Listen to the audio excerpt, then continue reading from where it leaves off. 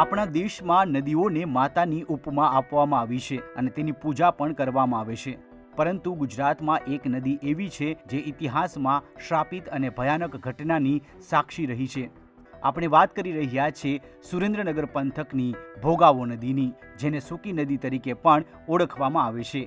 લોકવાયકા અનુસાર 1100 વર્ષ પહેલા ભોગાવો નદીને સતી રાણક દેવીએ શ્રાપ આપ્યો હતો અને આજે પણ તે શ્રાપ ભોગાવો નદીને લાગી રહ્યું છે। રાણક દેવીના શ્રાપ અનુસાર આ નદીનું પાણી માત્ર 3 દિવસમાં જ સુકાઈ જાય છે અને નદીના તળિયા દેખાવા લાગે છે। કે આજથી 3-4 દિવસ પહેલા ભોગાવો ફૂલ ડેમમાં પાણી છટકી ગયું, પછી ભોગાવો 2 કાંઠામાં જતો હતો, પછી 2 કે 3 દિવસમાં ઉતરી ગયો।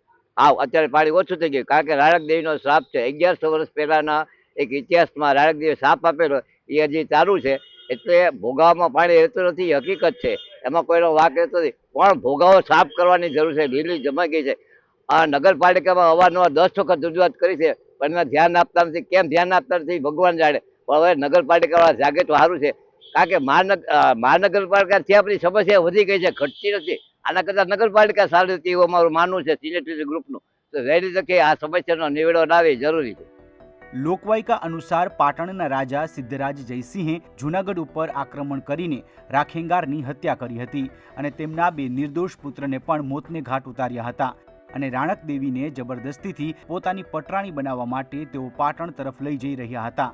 ત્યારે તે સમયનું વર્ધમાનપુરી અને આજના વઢવાણ તરીકે ઓળખાતા આ ગામની ભોગાવો નદી કાંઠે વિસામો કર્યો હતો અને તે દરમિયાન રાણક દેવીએ સિદ્ધરાજ જયસિંહનો પ્રસ્તાવ ઠુકરાવી દીધો અને પોતાના પતિ પાછળ સતી થવાનો મક્કમ નિર્ણય કર્યો અને ભોગાવો નદીના કિનારે રાણક દેવી ચિત્તા ઉપર બેસી ગયા અને સતી થયા હતા।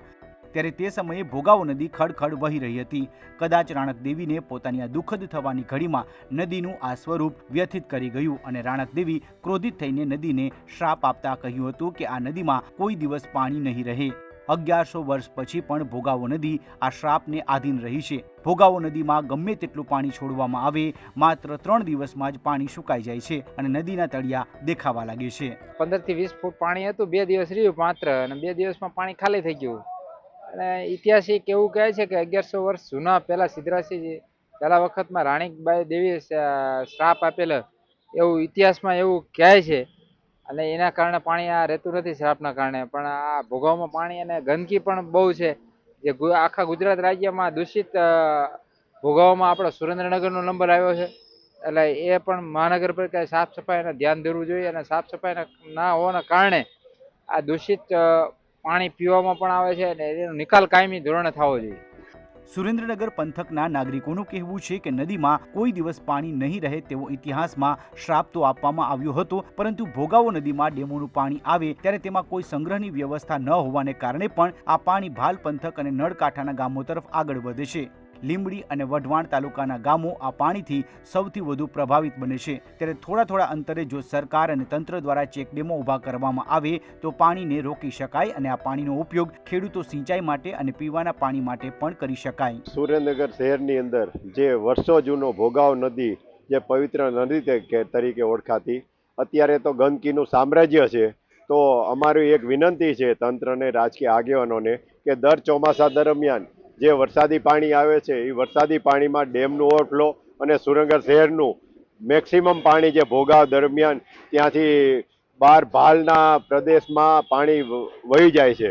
તો અમારી નમ્ર વિનંતી છે તંત્રને કે જે આ વરસાદી પાણી જે વહી જાય છે એના કારણે જો તંત્ર દ્વારા ચેક ડેમો વસાવવામાં આવે અને ધીમે ધીમે કટકે દરેક શહેર, સુરેન્દ્રનગર છે, વઢવાણ છે, જોરાવનગર છે, કટકે આ રીતના આ ચેક ડેમો જેવી દિવાલ કરવામાં આવે તો પર્યટક સ્થળ પણ વિકસાવી શકાય એવું છે।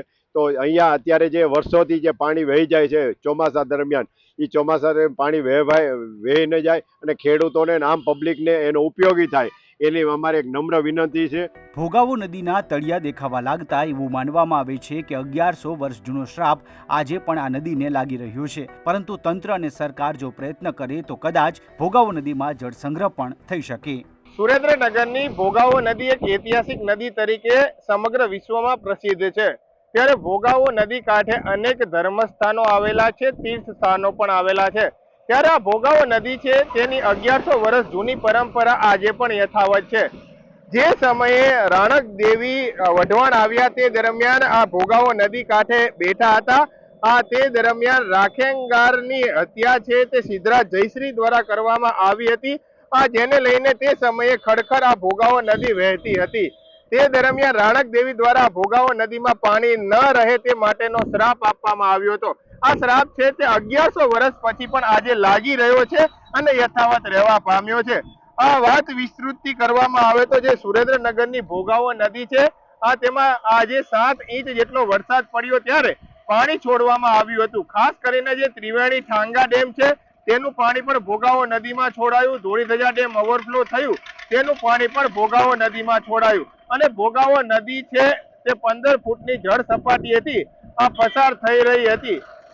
તે દરમિયાન તંત્ર દ્વારા પણ 13 થી વધુ ગામોને એલર્ટ કરવામાં આવ્યા હતા, પરંતુ હાલના તબક્કામાં જે આ ઘટના છે તેને 3 દિવસ જેટલો સમય થયો છે.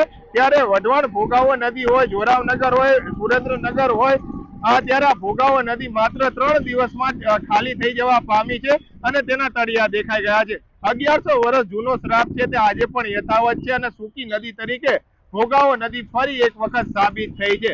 ત્યારે હવે શહેરીજનોની પણ માંગ છે કે આ ભોગાવો નદીની ઉપર અલગ અલગ ચેક ડેમો બંધાવવામાં આવે અને આ ભોગાવો નદીમાં પાણી સંગ્રહ થાય તે અંગેની વ્યવસ્થા તંત્ર અને રાજકીય આગેવાનો કરે. 1100 વર્ષ જૂનો શ્રાપ છે. 15 ફૂટ નદીમાં 3 દિવસ પહેલા પાણી જતું હતું, આજે 1 ફૂટ પણ પાણી છે તે ભોગાવો નદીમાં નથી અને ભોગાવો નદી 3 દિવસમાં સૂકી બની ગઈ છે.